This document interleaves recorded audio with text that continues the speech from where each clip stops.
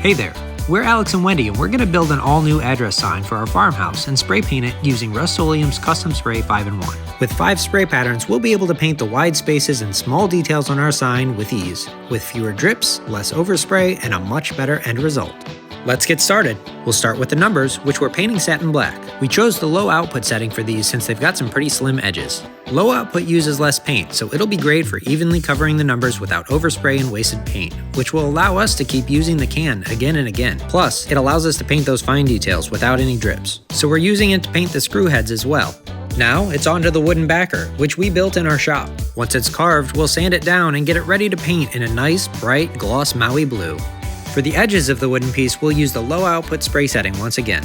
It provides just enough paint to get into the carved crevices and get a nice coat on those corners. Then we'll use the vertical fan to get started on the longer back piece. The vertical spray pattern is just tall enough to cover this entire piece, so it coats the length super evenly.